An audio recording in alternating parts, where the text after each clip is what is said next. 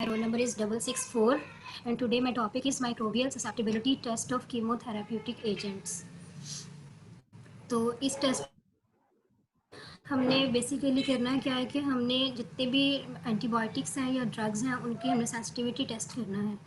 तो इसको in other sense हम कह सकते हैं एंटीबायोटिक सेंसिटिविटी टेस्ट, यानी कि हमें ससेप्टिबिलिटी को टेस्ट करने के लिए एंटीबायोटिक सेंसिटिविटी टेस्ट, ससेप्टिबिलिटी भी सेंसिटिविटी को ही कहते हैं, और ये टेस्ट हमें करना पड़ता है कि ताकि हम किसी भी बैक्टीरियम के ख़िलाफ़ यानी कि एक ड्रग अगर हमने टेस्ट करनी है तो उसकी इफ़ेक्टिवनेस कितनी है और इसकी कितनी क्वांटिटी मैक्सिमम रहेगी उसको क्योर करने के लिए किसी भी डिज़ीज़ को, तो हम उसके लिए एंटीबायोटिक सेंसिटिविटी टेस्ट करते हैं. और इससे हमें ये पता चल जाता है कि कौन सी जो ड्रग है या एंटीबायोटिक है वो बेस्ट सूटेबल रहेगी किसी भी बैक्टीरियम के ख़िलाफ़. तो ये इसका बेसिक पर्पस होता है. अगर हम इसके इंट्रो की बात कर रहे हैं इस टॉपिक की, तो ये हम सबको पता है कि अगर एक स्पीशी है तो उसके काफ़ी स्ट्रेन्स भी होते हैं, और हर स्ट्रेन है जो उसके लिए उसको क्योर करने के लिए हमें डिफरेंट एंटीबायोटिक कंसंट्रेशन चाहिए होती है, या बाज़ औक़ात हम उसके एक ही स्ट्रेन एक ही स्पीशी के डिफरेंट स्ट्रेन्स के ऊपर डिफरेंट एंटीबायोटिक एप्लीकेबल होती हैं. तो इसलिए हमें इन सब चीज़ों का टेस्ट करने के लिए, जैसे सपोज अगर एक पेशेंट आया है और उसका ब्लड सैंपल लिया गया है, उसको कोई भी क्रूशल बीमारी है या जस्ट लाइक अगर उसको ट्यूबरक्लोसिस है या कोई भी हार्ट डिज़ीज़ है, तो उसके लिए हम हमने उसका सैंपल लेना है पेशेंट का, और उसके बाद हमने उसके सैंपल के ऊपर ही उसके बैक्टीरिया आइसोलेट करना है उसके सैंपल से, और उसके ऊपर हमने अपना एंटीबायोटिक सेंसिटिविटी टेस्ट करना है ताकि हमें पता चल सके कि ये इसका स्ट्रेन कौन सा है और कौन सी मेडिसिन जो है वो इसके लिए बेस्ट रहेगी. तो ये हमारा इसका बेसिक पर्पस होता है. मोर ओवर बाज़ औक़ात भी होता है जब ड्यूरिंग ट्रीटमेंट ही जो बैक्टीरियाज होते हैं वो अपनी ससेप्टिबिलिटी लूज़ भी करें या चेंज कर लेते हैं. जैसे डॉक्टर हैं, उसने एक मेडिसिन प्रेस्क्राइब की है एक पेशेंट को, और अगर उसकी duration just like 2 to 3 month है और may be during 2 to 3 month ही उसके जो वो स्पीशी है, बैक्टीरियम है या वो जो माइक्रोब है उसकी ससेप्टिबिलिटी चेंज हो जाए, तो it's mean in this condition we have to look over its concentration of medicine, कि क्या ये जो हम मेडिसिन दे रहे हैं क्या ये अभी तक बिल्कुल ठीक काम कर रही है, इसकी इफ़ेक्टिवनेस बिल्कुल वैसा ही जा रहा है, या हमें इसकी कंसंट्रेशन चेंज करनी पड़ेगी, या इसकी डोज करना पड़ेगा, या हमें मेडिसिन चेंज करनी पड़ेगी. तो इसलिए ड्यूरिंग ट्रीटमेंट भी जो साइंटिस्ट होते हैं, जो माइक्रोबायोलॉजिस्ट होते हैं, उनको ये एंटीबायोटिक सेंसिटिविटी टेस्ट परफॉर्म करने पड़ते हैं, जिससे वो पता चलाते हैं कि क्या ये जो हम मेडिसिन यूज़ कर रहे हैं और इसकी कंसंट्रेशन वो बेस्ट सूटेबल है उस बैक्टीरियम के ख़िलाफ़. अगर हम इसके पर्पसेस की बात कर लें तो हमें ये किस लिए परफॉर्म करना पड़ता है, तो इसके पर्पसेस फॉलोइंग हैं. यानी कि हम एंटीबायोटिक ससेप्टिबिलिटी टेस्ट परफॉर्म करते हैं ताकि हमें पता चल सके कि किसी भी पेशेंट के लिए जो बेस्ट सूटेबल एंटीबायोटिक एजेंट है वो कौन सा है. दूसरा ये है कि जैसे कि जो बैक्टीरिया हैं वो अपना बिहेवियर चेंज करते रहते हैं, तो बाज़ औक़ात एक मेडिसिन पहले उनके लिए एप्लीकेबल होती है, बाद में वो नॉन एप्लीकेबल हो जाती है. तो इसलिए हमें अगर हम ऐसी मेडिसिन यूज़ कर रहे हैं जो कि इनअप्रोप्रिएट एंटीबायोटिक है, तो हम उसको प्रिवेंट कर सकें, हम उसको कंट्रोल कर सकें, हम उसके लिए एन अदर सोर्स हम तलाश कर सकें ताकि हम वो मेडिसिन जो बेस्ट सूटेबल हो वही दे सकें. एंड मोर ओवर जो बैक्टीरियाज हैं इनका जो ट्रेंड होता है, यानी कि इनका जो बैक्टीरिया का जो स्पेक्ट्रम होता है, जो मेडिसिन का स्पेक्ट्रम होता है वो चेंज होता रहता है. तो इसलिए हमें चेंजिंग ट्रेंड्स फाइंड करने के लिए, जस्ट सपोज अगर स्ट्रेन में कोई म्यूटेशन होगी हुई है तो उस सेंस में हमें डिफरेंट यूज़ करनी पड़ेगी. तो इस तरह चेंजिंग ट्रेंड्स आते रहते हैं एक बैक्टीरिया में, और इसी तरह हमें मेडिसिन में भी चेंजिंग ट्रेंड को अपनाना पड़ता है. तो हम एंटीबायोटिक टेस्ट के ज़रिए ही पता लगा सकते हैं कि इस वक्त चेंजिंग ट्रेंड एप्लीकेबल है या नहीं है. एंड फोर्थ पॉइंट इज़ कि जो बैक्टीरिया होते हैं बाज़ औक़ात वो ड्यूरिंग ट्रीटमेंट ही वो उनमें रेजिस्टेंस आ जाती है उस डोज की क्वांटिटी के अगेंस्ट या उस मेडिसिन के अगेंस्ट. तो इसलिए हमें उस रेजिस्टेंस को कवर करने के लिए भी हमें जो हम एंटीबायोटिक ऑलरेडी जो हम इलाज में ड्यूरिंग ट्रीटमेंट हम यूज़ कर रहे हैं, हमें उसको लुक कवर करना पड़ेगा कि क्या ये इफ़ेक्टिव अभी तक रही है या नहीं रही है. तो इसके लिए भी हम एंटीबायोटिक ससेप्टिबिलिटी टेस्ट परफॉर्म करते हैं. तो मैं यहाँ पर थोड़ा सा एक पॉइंट क्लियर कर दूँ कि जो एंटीबायोटिक्स होती हैं वो कीमोथेरेप्यूटिक एजेंट्स होते हैं जो कि लो मॉलिक्यूलर वेट होते हैं, और वो माइक्रो ऑर्गेनिजम्स डिराइव किए जाते हैं जो कि दूसरे माइक्रो ऑर्गेनिज्म को किल करने के लिए यूज़ होते हैं. मीन्स के ये सिंथेटिक नहीं होते, ये बैक्टीरियम से ही लिए जाते हैं, जो एंटागोनिज्म रिलेशनशिप में वर्क करते हैं, यानी कि दूसरी स्पीशीज़ को किल करने के लिए। और जो ड्रग्स होती हैं ये मैन मेड होती हैं, ये वो एंटीबायोटिक एजेंट्स हैं जो कि ह्यूमन ने खुद मेड किए हैं, यानी कि ये सिंथेटिक केमिकल्स होते हैं, जबकि एंटीबायोटिक्स जो होते हैं वो नेचुरल केमिकल्स होते हैं। लेकिन हम इन दोनों का टेस्ट करने के लिए इनके जो टेस्ट होते हैं वो सिमिलर ही होते हैं। तो अब हम उनके मेथड्स की बात कर लेते हैं कि हम कौन कौन से मेथड्स अप्लाई कर सकते हैं एंटीबायोटिक सेंसिटिविटी टेस्ट के लिए। तो इसके लिए जो सबसे पहला मेथड है वो है डाइल्यूशन मेथड, और इसके फर्दर टू प्रोसीजर्स हैं tube dilution and agar dilution. Other one is diffusion method, जिसमें हम बात करेंगे किरबॉय बॉयर मेथड की और स्टॉक्स डाइल्यूशन की। एंड थर्ड वन इज़ जो कि कॉम्बिनेशन है, कॉम्प्लेक्स है डाइल्यूशन और डिफ्यूजन दोनों का, और वो है ई टेस्ट। सर मेरी आवाज़ ठीक आ रही है आज?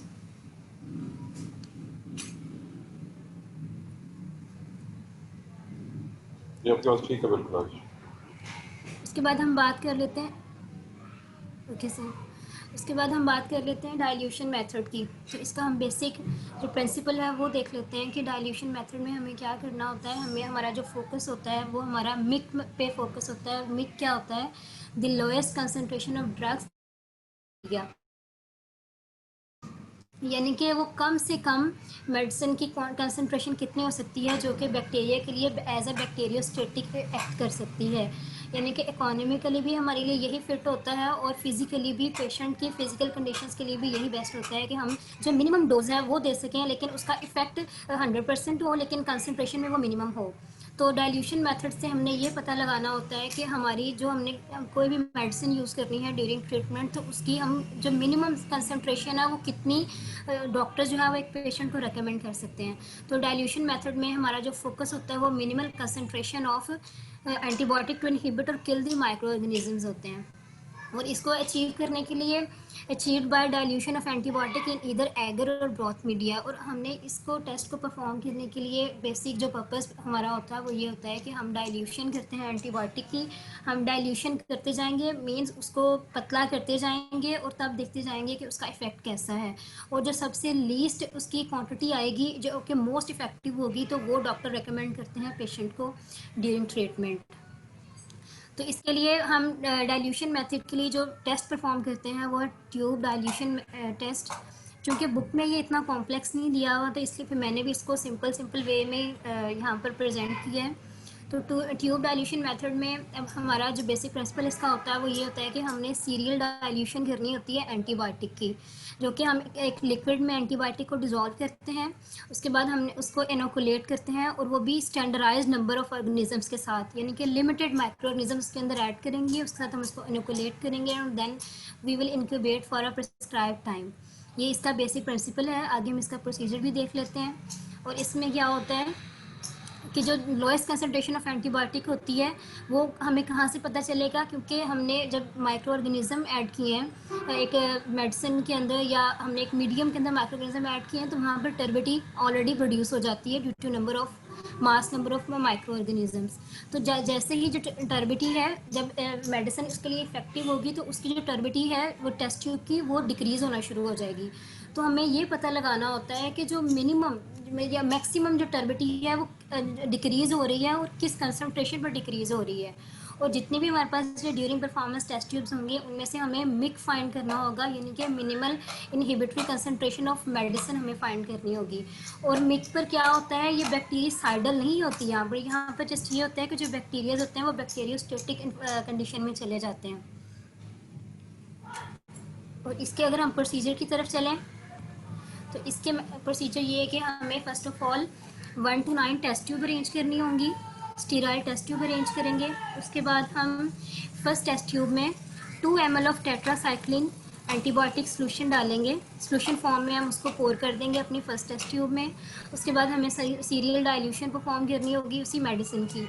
आफ्टर देन हम उसी के अंदर जिसमें हमने फर्स्ट टेस्ट ट्यूब के अंदर 2 ml टेट्रासाइक्लिन ऐड की थी, उसमें ही हम 1 ml of sterile broth culture, कोई भी जस्ट लाइक को इकोलाई हो सकता है, साल्मोनेला हो सकता है, या हमारा माइकोबैक्टीरियम, जो भी जिसके ऊपर भी हम अपना टेस्ट परफॉर्म करना चाह रहे हैं, हम वो वाला ब्रोथ उसमें ऐड कर देंगे। अब जब वो 3 ml हो जाएगा, हमारी फर्स्ट टेस्ट ट्यूब में जो कंटेंट होगा अब हमें उसकी सीरियल डाइल्यूशन परफॉर्म करनी है and we will do this like हम फर्स्ट टेस्ट ट्यूब में से एक पिपेट लेंगे और उसमें से 1 ml उसमें से हम ड्रैग कर लेंगे और उस 1 ml को हम सेकंड वाली में डाल देंगे। जो सेकंड टेस्ट ट्यूब हमने रखी हुई है हम उसके अंदर डाल देंगे। इस तरह क्या होगा 10 टाइम्स जो है वो उसकी जो एंटीबायोटिक है उसकी डाइल्यूशन हो जाएगी। और इसी तरह फिर हम सेकंड में से हम थर्ड टेस्ट ट्यूब में पोर कर देंगे और यूँ हम इस तरह पोर करते करते जो हम डाइल्यूशन है वो टिल 8 परफॉर्म करेंगे। टिल 8 हमारी मैक्सिमम 1000 to 10,000 टाइम हमारी जो डाइल्यूशन हो जाएगी हमारी एंटीबायोटिक की। अब जो थर्ड वन जो 8 वन आएगी ना टेस्ट ट्यूब हम उसमें से और उसमें क्या करना है उसमें से हमने अब अगेन 1 ml रिमूव करेंगे। Remove 1 ml from the 8 and discard it. अब चूँकि हमें 8 तक सीरियल डाइल्यूशन चाहिए थी तो हमने जो अपना सीरियल ब्रोथ था जो हमने स्टेराइल ब्रोथ था वो तो हमने अपने 9 टेस्ट ट्यूब में ही डाला था। लेकिन जो सीरियल डाइल्यूशन है वो हम 8 टेस्ट ट्यूब तक परफॉर्म करेंगे और उसके बाद जो 9th वन है हम उसमें मेडिसिन नहीं ऐड करेंगे, उसको हम as a control test tube ही रखेंगे। और दूसरा ये जो मोस्ट इम्पोर्टेंट काम ये है कि जब हमने एक में से उठाना है मेडिसिन को 1 ml लेना है तो उसके लिए हमें स्टेरॉयल पेपर चाहिए और वो हम हर टेस्ट ट्यूब में चेंज करेंगे। वो इसलिए चेंज करेंगे ताकि जो पेपर के बाहर भी मेडिसिन लगी हुई है वो भी थोड़ी बहुत यानी कि इतनी कंसनट्रेशन भी नेक्स्ट टेस्ट ट्यूब में ऐड ना हो सके ताकि हमारे पास एक्यूरेट रिजल्ट आए। उसके बाद जो 9th वन है हमने उसको as a serve control tube रखा हुआ है। फिर उसके बाद हमने क्या करना है कि अब हमारे पास सीरियल डाइल्यूशन तो आ गई हुई है। अब चूंकि देखें कंसनट्रेशन जो होगी वो नियरली 2 ml हर टेस्ट ट्यूब में नियरली 2 ml हमारे पास कंटेंट है तो हम उसको थोड़ी सी उसकी टर्बिडिटी को इंक्रीज़ करने के लिए और थोड़े से अपने कंटेंट की कंसनट्रेशन को इंक्रीज़ करने के लिए उसमें हम एक और मीडियम ऐड करेंगे वो है म्यूलर हिंटन ब्रोथ उसमें ऐड कर देंगे ताकि हमारा जो सस्पेंशन है उसमें लाइटली वो टर्बिड हो जाए, स्लाइटली टर्बिड हो जाए। उसके बाद जब हमने ये 5 ml ऐड कर लिया तो नियरली 7 ml हर टेस्ट ट्यूब में हो जाएगा और उसके बाद हम उसको इंक्यूबेट कर देंगे एट 35 डिग्री सेंटीग्रेड ओवरनाइट। और उसकी जब इंक्यूबेशन हो जाएगी after that we will examine tubes for visible signs of bacterial growth. और नेक्स्ट डे हम टेस्ट ट्यूब्स को बाहर निकालेंगे और फिर हम उसमें से मिक फाइंड करने की के लिए भी हम टेस्ट परफॉर्म करेंगे। और इसका कंक्लूजन यानी कि ये सारे प्रोसीजर का कंक्लूजन ये होगा कि हमें जितनी भी टेस्ट ट्यूब हमें मिलेंगी हम उनमें टर्बिडिटी लेवल चेक करेंगे और जिसमें सबसे लोएस्ट टर्बिडिटी लेवल होगा और कंसनट्रेशन भी मेडिसिन की उसमें लोएस्ट की तरफ ही हम मूव करेंगे तो वो जो हाईएस्ट डाइल्यूशन और हमें मिनिमल इनहिबिटरी कंसनट्रेशन देगी वो हमारे लिए बेस्ट रिकमेंडेशन डॉक्टर के लिए बेस्ट रिकमेंडेशन टेस्ट ट्यूब होगी। तो इस तरह हम जो है वो सीरियल डाइल्यूशन से या ट्यूब डाइल्यूशन से हम एंटीबायोटिक सेंसिटिविटी टेस्ट चेक कर सकते हैं यानी कि मिनिमम कितनी मेडिसिन है और वो बैक्टीरियोस्टेटिक इफेक्ट परफॉर्म कर रही है अपना। और इस तरह ये लैब्स में माइक्रोबायोलॉजिस्ट ये टेस्ट परफॉर्म करते हैं। ये देखें ये इसकी प्रेजेंटेशन है।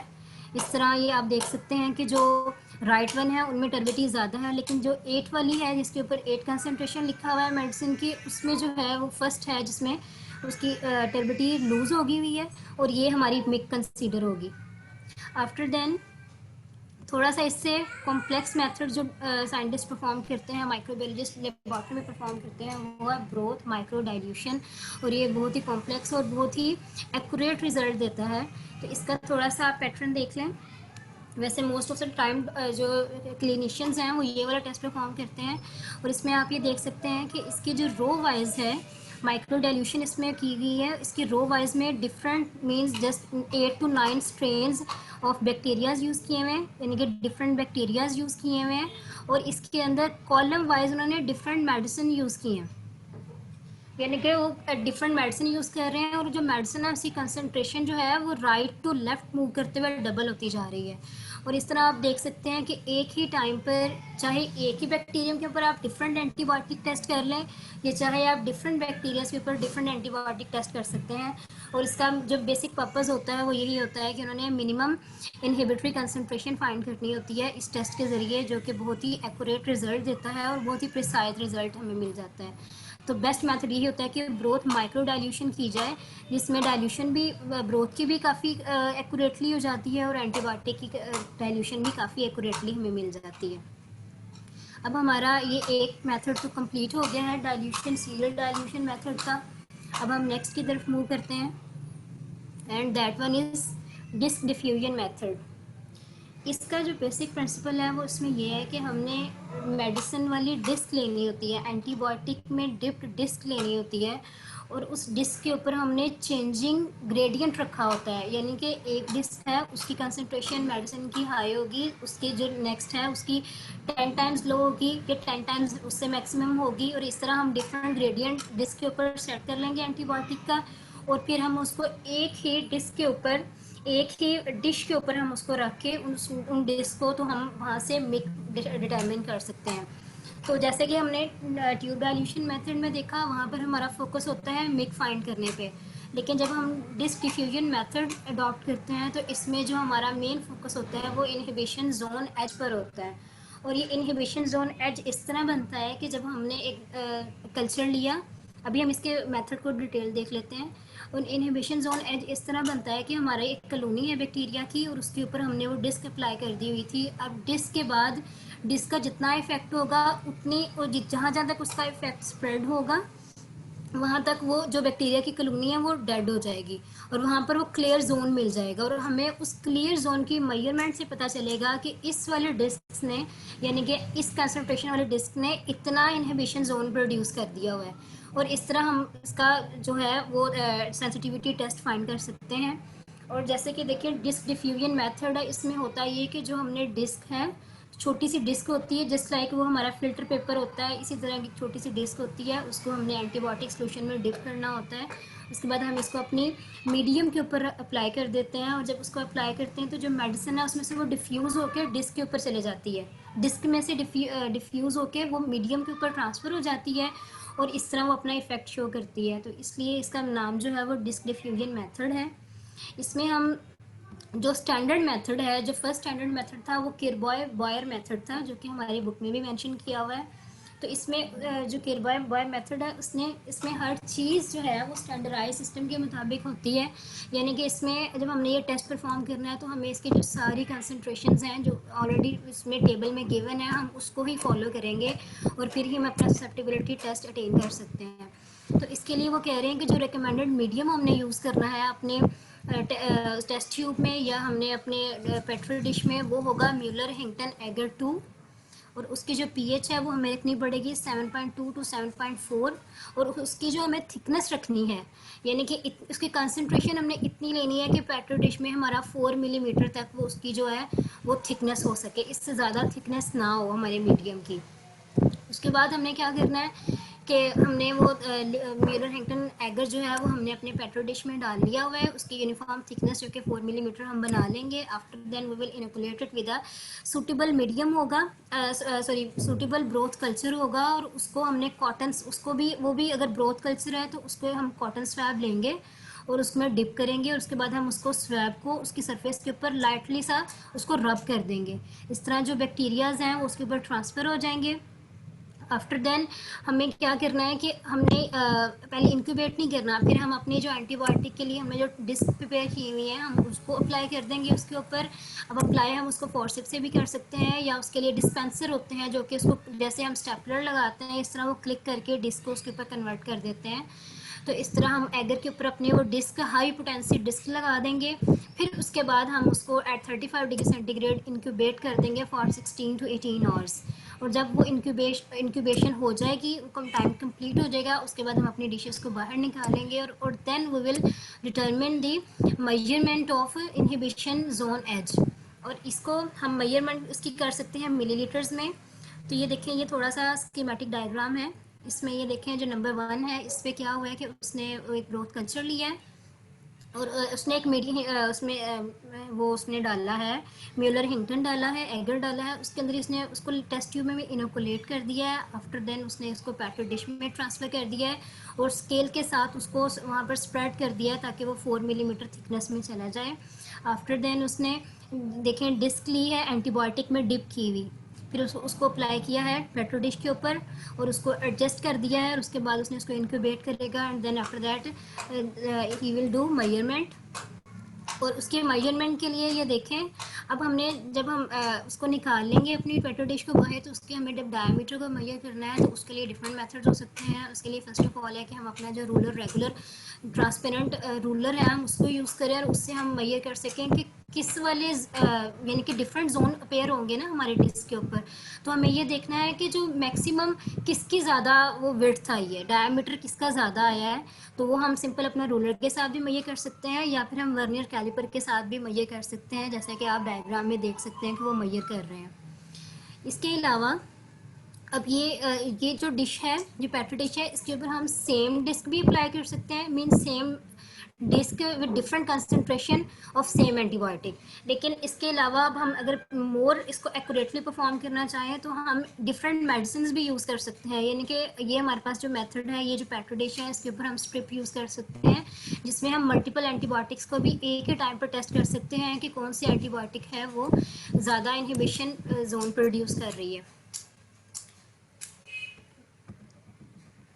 मोर ओवर एक और तरीका है कि जब हमारे पास वो पेट्रो डिश हम बाहर निकालेंगे आफ्टर इंक्यूबेशन, तो उसके ऊपर हम टेम्पलेट रखेंगे। टेम्पलेट कहते हैं सांचे को, और वहाँ से हमें पता लगाना, हम इजीली लगा सकते हैं कि इस मेडिसिन का इफ़ेक्ट कैसा है। अब देखिए, ये जो नीचे आपके सामने ब्लैक सर्कल बना हुआ है, ये इस तरह वो हमारा जो टेम्पलेट होगा उसके ऊपर भी इसी तरह सर्कल बना होगा, और इसको हम अपने डिस्क के ऊपर रख देंगे। ये जो ब्लैक पोर्शन है इसको डिस्क के ऊपर रखेंगे, और उसके बाद हम देखेंगे कि इनहिबिशन जोन का क्राइटेरिया क्या था। अगर तो इनहिबिशन जोन इसके अंदर अंदर ही रहता है, इसके वाइट पोर्शन के अंदर रहता है, तो इट्स मीन कि ये जो हमारा स्ट्रेन है, ये उससे जो एंटीबायोटिक हम टेस्ट करना चाह रहे हैं उसके ये वो उसको रेजिस्ट कर रहा है, इसके ऊपर इफेक्टिव नहीं रहा। और अगर जो उसका इसके सर्कल के ये सर्कल तक आ जाता है उसका इनहिबिशन जोन, तो इट्स मीन कि वो इंटरमीडिएट इफेक्ट शो किया है मेडिसिन ने।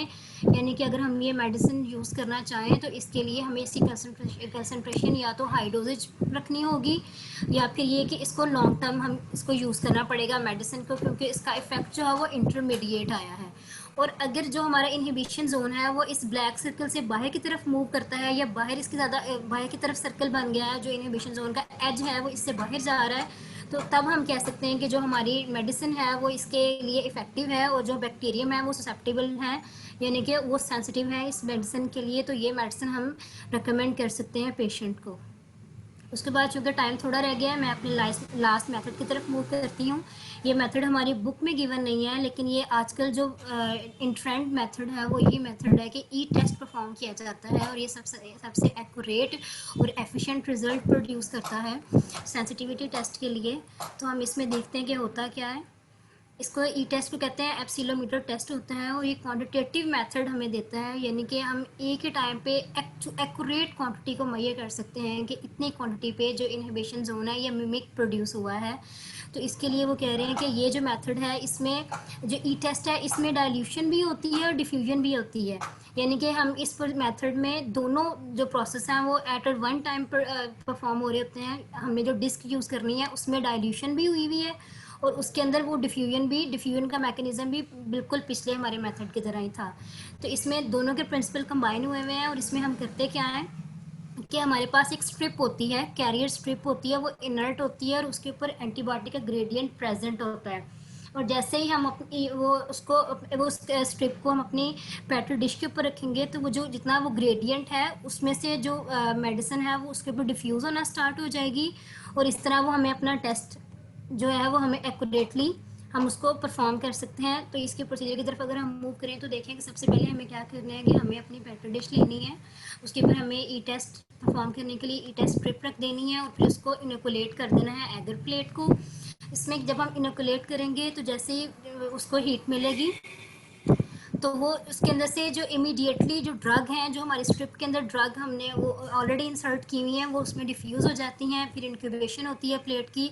उसके बाद क्या होता है कि सिमेट्रिकल इनहिबिशन एलिप्स प्रोड्यूस हो जाता है, यानी कि देखिए उसकी जो कंसनट्रेशन में इतना डिफरेंस नहीं है और वो बिल्कुल ग्रेडियंट में है, तो इसी तरह हमारे पास वो ग्रेडियंट में ही आ जाएगा। आप यहाँ देख सकते हैं ये उन्होंने साथ में स्केल रखा हुआ है जो कि कंसनट्रेशन को डिफाइन कर रहा है कि कितनी किस जगह पर कितनी कंसनट्रेशन है। और इस तरह ये जो एलिप्स बन गया है, एलिप्स का जो लास्ट पॉइंट होगा, जो एज वाला पॉइंट होगा, ये आप यहाँ देख सकते हैं, यानी कि यहाँ पर कंसनट्रेशन भी हमें एक साथ मिल रही है और साथ ही हमें वो स्केल से मेजर भी कर रहा है कि ये जो मिक है वो ये वाली है। और इस तरह ई टेस्ट जो है वो हमें एक्यूरेट और प्रिसाइज मेजरमेंट दे देता है, एट सेम टाइम दोनों प्रिंसिपल को यूज़ करते हुए, डाइल्यूशन को भी और डिफ्यूजन को भी। तो ये देखें, हम इसमें भी एडवांसमेंट आ गई हुई है। हम एक ही टाइम पर डिफरेंट ई टेस्ट स्ट्रिप्स यूज़ कर सकते हैं एक ही पेट्री डिश के ऊपर, या हम सिंगल भी यूज़ कर सकते हैं। तो इस तरह हम एक ही स्पीशी के ऊपर, एक ही बैक्टीरियम के ऊपर डिफरेंट एंटीबायोटिक्स को भी टेस्ट कर सकते हैं। ये पॉसिबल है एट वन टाइम। और इस तरह हम अपना जो एंटीबायोटिक ससेप्टिबिलिटी टेस्ट परफॉर्म कर सकते हैं और डॉक्टर्स इजीली रिकमेंड कर सकते हैं कि ये वाली मेडिसिन है, ये बेस्ट सूटेबल रहेगी। इसके अलावा ऐसा होता है कि जो बैक्टीरिया है, वैसे जनरल इन्फॉर्मेशन है कि बैक्टीरिया है वो उनका जो सेंसिटिविटी या ससेप्टिबल जो ट्रेंड है वो चेंज होता रहता है। तो इसलिए उसके साथ उनके ट्रेंड के चेंज होने की वजह से हमें मेडिसिन का ट्रेंड भी चेंज करना पड़ता है। इसलिए हर वक्त जो होता है ड्रग ऑफ चॉइस, डॉक्टर से हम अपनी प्रीवियस मेडिसिन, यानी कि अगर आज से 10 साल पहले या 5 साल पहले जो मेडिसिन हम यूज़ कर रहे थे, जो एंटीबायोटिक एक ही डिजीज़ के अगेंस्ट यूज़ कर रहे थे, उसको हम 5 साल बाद या 2 साल बाद नहीं यूज़ कर सकते, क्योंकि उस वक्त ड्रग ऑफ चॉइस चेंज हो जाती है। इसलिए हर साल में या हर 2 से 3 साल बाद हर डिजीज़ के लिए ड्रग ऑफ चॉइस होती है। और डॉक्टर ने जब रेकमेंड करना होता है तो उनको फोकस करना चाहिए कि ड्रग ऑफ चॉइस कौन सी है इस डिज़ीज़ के लिए, तो उनको वही रिकमेंड करनी चाहिए ताकि उसकी कंसंट्रेशन भी मैक्सिमम रहे और जो उसका इफ़ेक्ट है वो भी पेशेंट के लिए सूटेबल रहे, बेस्ट इफ़ेक्टिव रहे। तो यहाँ पर हमारा ये मेथड कंप्लीट हो गया है। अगर किसी का कोई क्वेश्चन है प्रेजेंटेशन में से तो पूछ सकते हैं। जी, क्लास की तरफ से बस क्वेश्चन के वाले से जो क्वेश्चन है, एनी क्वेश्चन आप पूछ सकते हैं। टाइम है अभी 2-3 मिनट का टाइम कंप्लीट है। एनी क्वेश्चन क्लास की तरफ से, कोई क्वेश्चन किसी भी साइड से?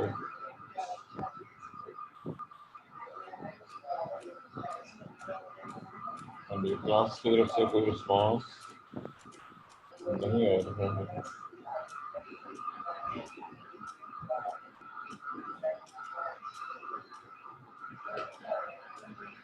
पर मरियम ने बहुत अच्छे तरीके से प्रेजेंटेशन तैयार की है, ये बाकायदा। ये पावर पॉइंट पे थी, किस पे थी मरियम? सर ये मैंने खुद टाइप की थी। टाइप किए पावर पॉइंट पे की है या विंडो में की है? जी सर, मैंने पावर पॉइंट पे की है। एक दो मिनट का टाइम है, अगर किसी का कोई सवाल हो तो पूछ सकते हैं।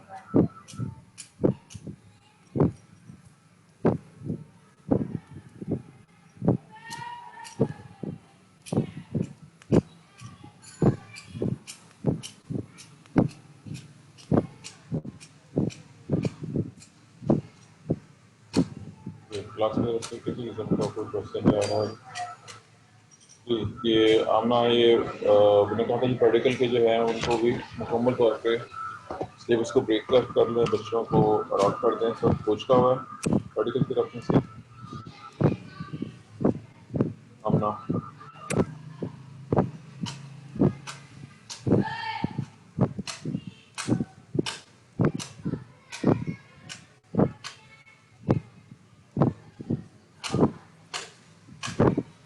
आमना नहीं है इसको तो